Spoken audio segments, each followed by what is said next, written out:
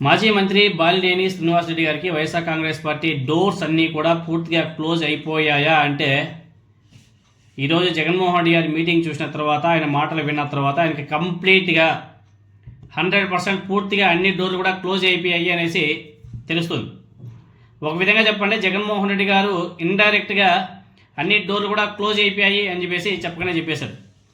వైఎస్ఆర్ కాంగ్రెస్ పార్టీలోకి బాలినేని శ్రీనివాసరెడ్డి గారు పునరాగమనం మీద గత కొద్ది రోజుల నుంచి పెద్ద చర్చ అయితే నడుస్తుంది. ఇటువంటి టైంలో వైఎస్ జగన్మోహన్ రెడ్డి గారు దానికి ఫుల్ స్టాప్ పెట్టేశారు.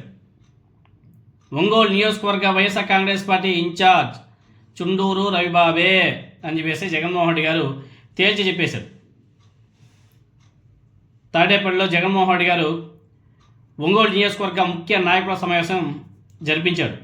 ఆయన మాట్లాడుతూ ఒంగోలు ఎప్పుడూ క్వశ్చన్ మార్కే అని మాట్లాడుతూ, వైసీపీ కేవలం తన ఒక్కడిదే కాదు, వైఎస్ఆర్ కాంగ్రెస్ పార్టీని అభిమానించే ప్రతి గుండెదే అని జగన్మోహన్ రెడ్డి గారు మాట్లాడడం జరిగింది.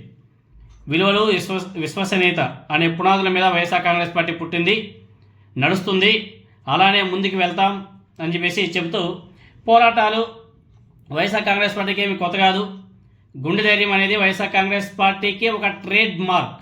ఇది చాలా ఇంపార్టెంట్. గుండె ధైర్యం అనేది వైఎస్ఆర్ కాంగ్రెస్ పార్టీకి ఒక ట్రేడ్ మార్క్. కని విని ఎరగని మంచి చేసింది వైఎస్ఆర్ కాంగ్రెస్ పార్టీ గత 5 ఇయర్స్లో. మేనిఫెస్టో అంటే చెత్త కాగితం కాదు, ఒక భగవద్గీత, బైబిల్, ఖురాన్ లాంటిది అని జగన్మోహన్ రెడ్డి గారు ఆ మీటింగ్లో చాలా బాగా మాట్లాడడం జరిగింది. అదేవిధంగా ప్రతి కార్యకర్తకు అండగా ఉంటూ ఒంగోలు నియోజకవర్గ ఇన్ఛార్జిగా చుండూరు రవి అయితే బాగుంటుందని అందరం కలిసికట్టుగా నిర్ణయించినట్టు జగన్మోహన్ రెడ్డి గారు చెప్పడం జరిగింది. 1.5 సంవత్సరం క్రితం రవిబాబు గారు వైఎస్ఆర్ కాంగ్రెస్ పార్టీ కార్యకర్తల మనోభావాలకు అనుగుణంగా ప్రయాణాలు మొదలుపెట్టారంట. వైఎస్ఆర్ కాంగ్రెస్ పార్టీ పిలుపు మేరకు స్పందిస్తూ మంచి పేరు తెచ్చుకుంటూ ముందుకు సాగుతున్నాడు అని ఆయన మీద జగన్మోహన్ రెడ్డి గారు ప్రశంసల వర్షం కురిపించేశాడు.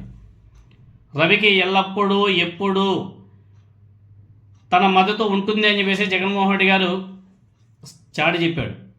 ఇంకంతే నా సమయంగా అక్కడ ఉన్నటువంటి వైఎస్ఆర్ కాంగ్రెస్ పార్టీ నాయకులంతా కూడా చప్పట్లతో, హర్షధ్వానాలతో అసలు ఇంకా రచ్చ చేశారు. ఎందుకంటే జగన్మోహన్ రెడ్డి గారు చాలా మంచి క్యాండిడేట్ నిలబెట్టాడు. చాలా మంచి క్యాండిడేట్. జగన్మోహన్ రెడ్డి గారు ఏ పిలుపునిస్తే దానికంతా కూడా ఆయన ముందుండి నడిపిస్తూ ఉంటాడు.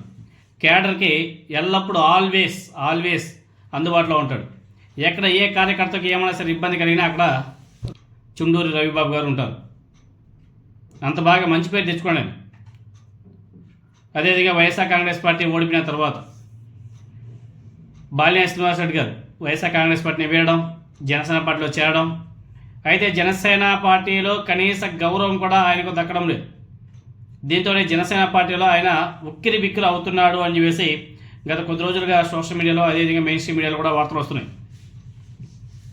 ఇలాంటి పరిస్థితుల్లో జగన్మోహన్ రెడ్డి గారి మాటలు విన్న తర్వాత ఇంకా బాలినేని శ్రీనివాసరెడ్డి గారి రాజకీయ భవిష్యత్తు ఒక ప్రశ్నార్థకంగా మారిపోయింది.